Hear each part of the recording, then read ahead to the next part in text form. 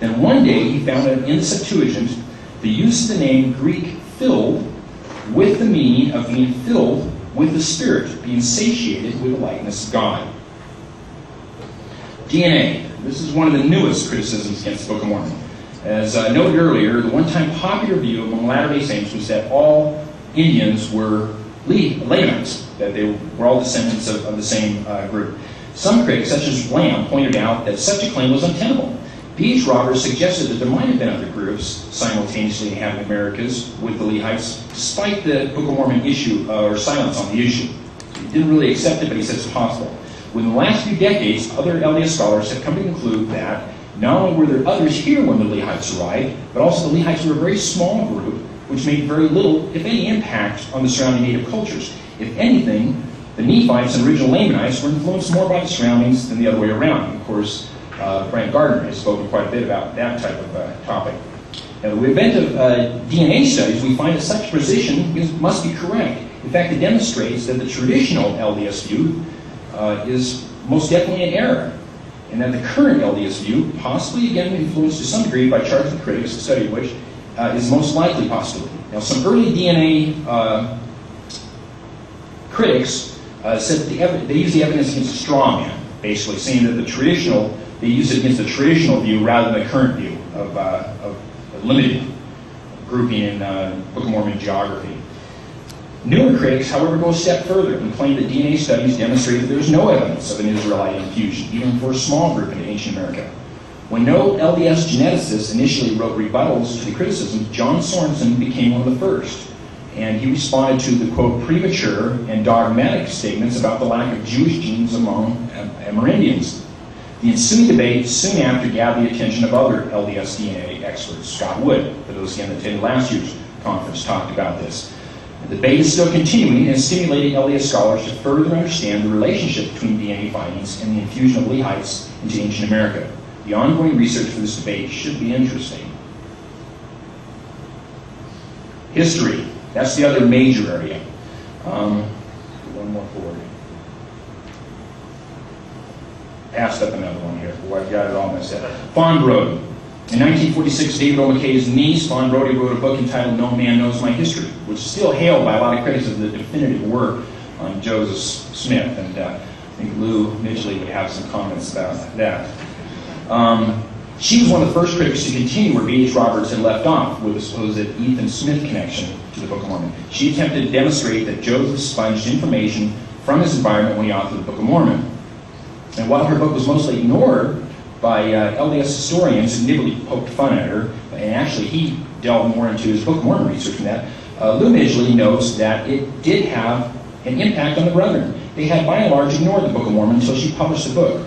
The Book of Mormon, as I mentioned earlier, was not really an object of study among the saints, and it kind of threw it into our faces, and we had to study more because of it. Okay, we have the Tanners, and they're among, of course, the most prolific anti-Mormons. And while they've criticized a lot of areas of Mormonism, but they really haven't had much influence on the LDS scholarship outside of maybe having to do with history. That seems to be their main area. In the 1960s, in fact, their main area is in reprints. In 1960, when primary LDS documents were difficult to secure, the Tanners were busy reproducing, at times by less than ethical means, and definitely for polemical purposes, they reproduced many hard-to-get early LDS documents. In 1961, for instance, in their first venture into reprinting LDS texts, the Tanners reproduced a complete edition of the 1833 Book of Commandments. Following this printing, they reproduced several other LDS works, including Times and Seasons, an 1851 edition of the Pro-Grade Price, 3 volumes of the Messenger and Advocate, 7 volumes of the Millennial Star, several pamphlets by Orson Pratt, excerpts from Clayton's Diary of Joseph Smith, and then many, many other works, and these were all hard to get. And in fact, they were unavailable to the general public, and if you wanted them, you had to get them from the Tanners. And their productions, in turn, stimulated other publishers, including the church itself, to reprint some of these earlier texts.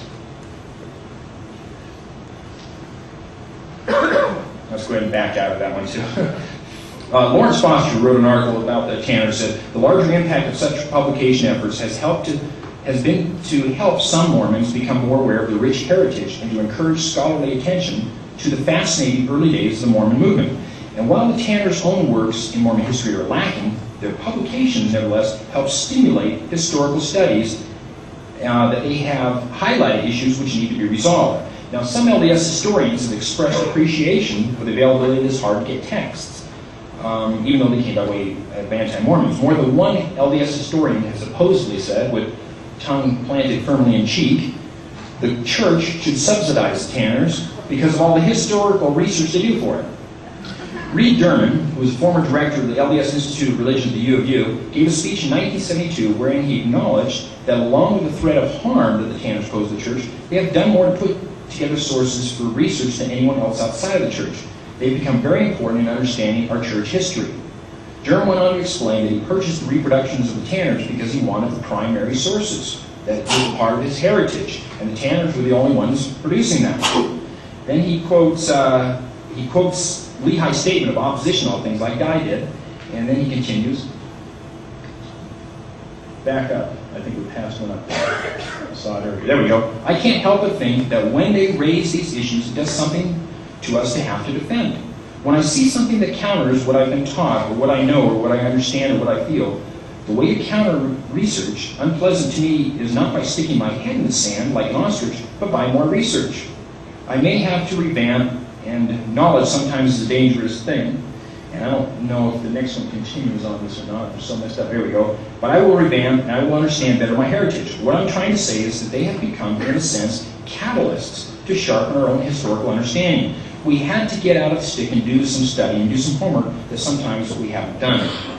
Now, apparently, Durham's speech, sparks a notice among the brethren. A few years following Durham's speech, apparently copies were being passed around on this. Apostle Ezra Taft Benson delivered a talk to religious educators in Salt Lake City, wherein he said, "It has come to our attention that some of our teachers, particularly in our university programs, are purchasing writings from known apostates or from other liberal sources in an effort to become informed about certain points of view or to glean from their research.